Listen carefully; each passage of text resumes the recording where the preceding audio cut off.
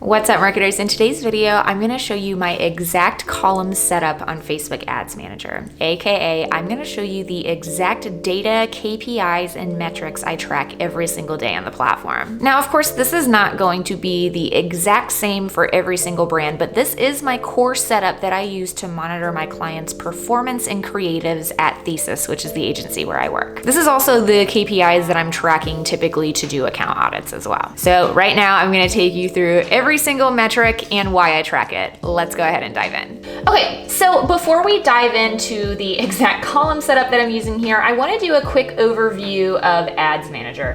Of course, right up here, you can toggle between your different accounts. It's really important if you're working at an agency to make sure you're in the right account.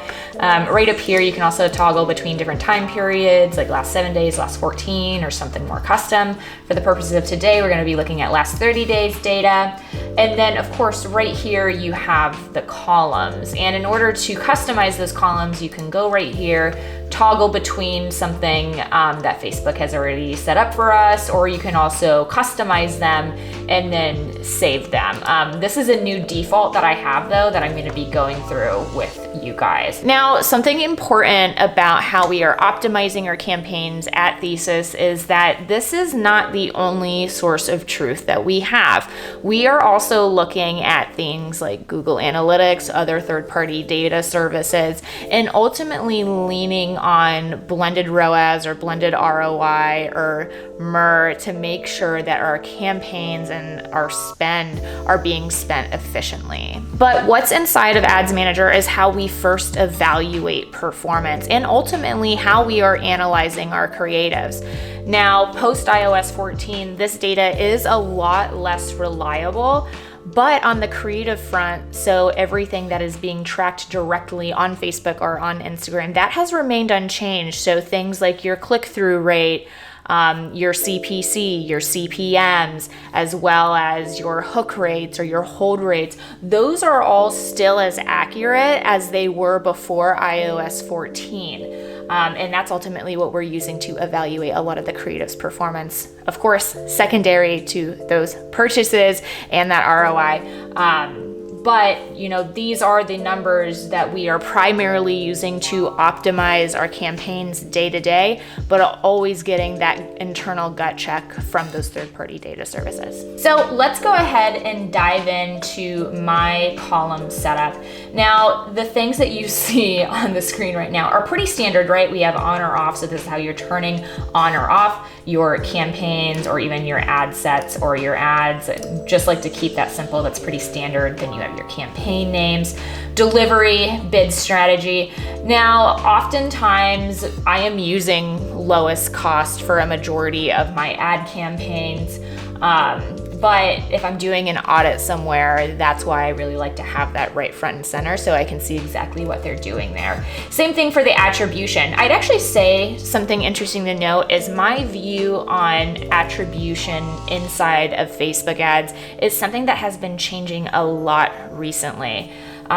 Previously, especially pre-iOS 14, we had mostly used one-day click because the issue with attribution setting inside of Facebook Ads Manager is it's also your optimization setting. So you are literally telling Facebook to go after people who are more likely to convert from a one-day click or a 7-day click or a 7-day click, one-day view.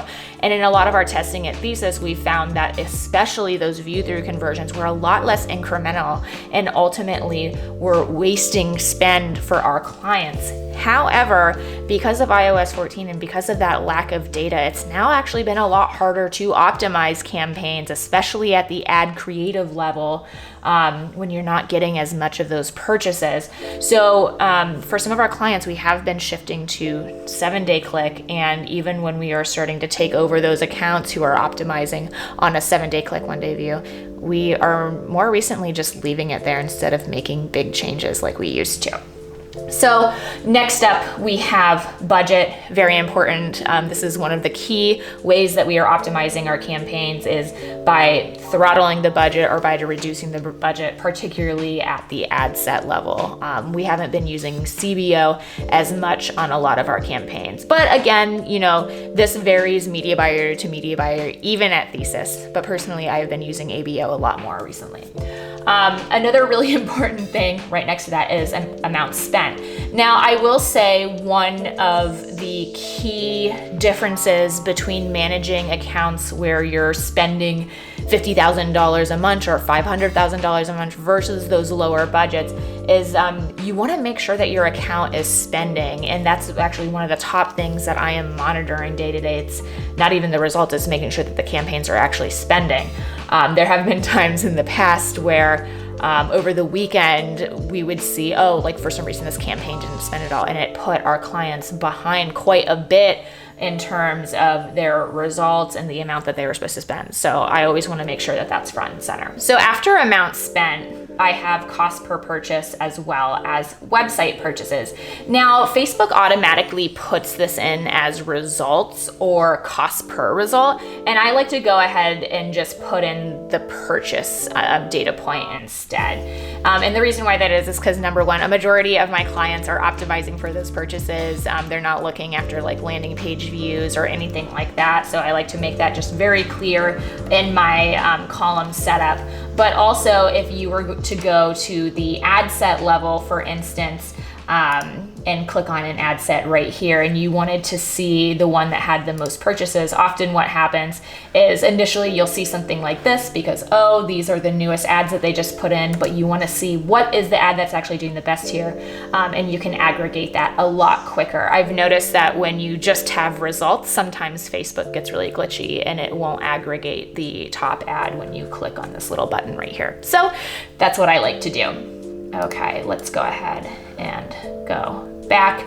So right next to purchases, I like to have frequency. And this is one of those metrics that I track very closely, but I notice a lot of media buyers don't. And one of the reasons why that is because I really like to make sure that I am not blasting, particularly my retargeting audiences, out of the water. And you can see here, over the last 30 days, on average, in the retargeting campaign, someone has seen an ad about 6 times. And to me, that's actually an okay number. Really what I'm looking for here is about 4 per week, and then anywhere from 6 to 8, depending on the product, over the last 30 days. So this is actually within good striking range. But it's definitely something that I tend to monitor closely, especially when doing those audits. I have seen some wild numbers on the frequency, and it is a waste of money. So you want to be really careful of that. Next up, we have unique outbound click-through rate. Now, I know that some media buyers go back and forth between just doing click-through rate or link click-through rate. And the reason why I choose unique outbound click-through rate is I really am looking at the people who are clicking directly on the CTA and then getting to the landing page. And that's very clear. When you're looking at just regular click-through rate, that's also people who are clicking directly on the ad or clicking on the profile page and like going to check you out on social media. So this is just very clear that it's taking you to the landing page.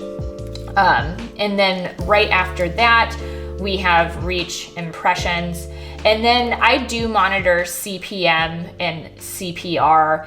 I tend to follow both of those, even though I am looking at frequency. Just again, CPMs, I hear a lot of media buyers saying that they try to optimize their campaigns for CPMs because they obviously want lower costs. And this is not something that I personally do, but this does help tell a story about what type of creatives are doing the best and how Facebook is rewarding those better performing creatives. But it's also just helpful to talk about in discussions with clients. And same for the cost per reach. I tend to just like to look at that as like a gut check against the frequency. Another 2 metrics that I follow that are more like storytelling metrics are going to be cost per unique outbound click. I never ever optimize for this, but it is something that I look at and is more of a gut check for when I notice costs are starting to go up. It's like one of those things that I look at, like, are our clicks getting more expensive, or is our conversion rate going down? Now, right up here, I am also tracking cost per add to cart. Now, this is something that I actually used to optimize for a lot more pre-iOS 14. And really, this is something that I like to look at when I initially launch creative tests and looking at the ad level.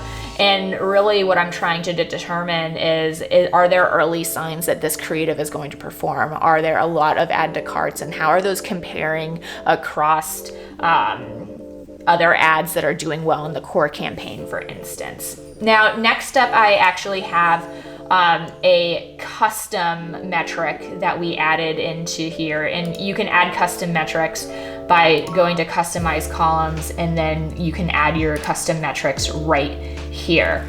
And this one is a landing page view. And what this is showing is actually the amount of people that clicked on the CTA and then actually made it to the landing page. This is just really to help you determine if there's something wrong with your website. It's one of those metrics that I like to follow just to make sure that there's nothing incredibly wrong, or to make sure that we are using like the right link or UTM or whatever. Next up, this is another custom metric that we have, which is conversion rate. And this is really to determine more how things are converting on the landing page side of things. So really what this is looking at is, out of the number of people who clicked on the ad, how many of those people ended up converting? So this is, something that I use to evaluate not only the ad performance at the ad level, but it's also something that I look at overall, and something that I really like to track to make sure that our landing pages are doing the job that they should be doing. Now we're getting into more of the interesting creative metrics that I like to track. And really, probably the most important one is video hook. This is another custom metric that you have to actually add inside of your ads managers. And I will be including those formulas below so that you guys can add those yourselves, because these are really important. But essentially what video hook is looking at, it's looking at the number of impressions that actually stayed and watched the first 3 seconds of your video. This is hugely, hugely important. And we found that by adding more interesting imagery, by having more unique messaging in those first 3 seconds, and thereby increasing these metrics, we've been able to increase overall conversion rates on our ads, which is really important. And then same for video hold. This is actually looking at the number of people who have stayed on your ad for the first 15 seconds. So video hook, right, is looking at the number of people who are hooked on that initial ad and that initial imagery. Video hold is actually telling you if the following imagery and the following messaging after that initial hook is actually holding people and doing its job. So this is another storytelling metric that I really like to show to my clients, to be like, hey, look, like we had a good hook rate on this ad, but not only that, we also had a really strong hold rate, and people are actually staying on that particular asset all the way through. And we find that when we are able to do those two things, conversion rates tend to be higher, ad performance tends to be higher, and people are a lot happier. The next interesting creative metric I like to follow is post shares. And really, this is just, this is not ever something that I optimize for. It's just something that I like to track to see, how much free traction essentially I'm getting from my ads and how often people are sharing it themselves. This is another really cool storytelling metric to use when you're speaking with your clients. If you are running creative tests and you notice, wow, like this particular ad or asset has been shared a lot more than usual, that's definitely something that you want to talk about, and talk about why that is and how you can do future iterations on that same creative. Now, next up, this is actually a metric that one of my colleagues that I work with at Thesis, Ben, had told me that he follows, and it's something that he used from like a really big agency, which I think is interesting, which is an engagement rate, but he calls it the Vanity engagement rate. And really what that is when you are tracking the regular engagement rate on Facebook Ads Manager, that is including things like click, like views. But this Vanity engagement rate is only tracking social proof. So things like likes, shares, comments, and then you can see there's with reactions. You can also track it without reactions. And I think that this is a really interesting thing to track, because it will show you what the actual impact social proof is having on your ads. So you can look at the rate here, which is saying like, oh, out of how many impressions is someone actually leaving social proof on your ad? And then there's also that cost per engagement rate. Again, these are not metrics that you really want to optimize for, but they do help tell a story and they can help you evaluate your ad performance. And then I know that many of you are gonna be like, why is ROAS all the way at the back of this? And to be honest, it's just because the majority of my clients are subscription-based clients. So we are really going after cost per purchase and that cost per initial purchase and not really looking too much at ROAS, but it is important and I do track it. So, okay, and that's it. I hope you guys enjoyed this video. If there are other metrics and KPIs that you guys are tracking that I did not listen to this video, please let me know below. But I'd really love feedback to hear what you guys think of my column setup. And if you're feeling bold, let me know what your column setup is and we can all talk about it. Okay, thank you so much, guys. This is great. I'll see you in a few days. Bye.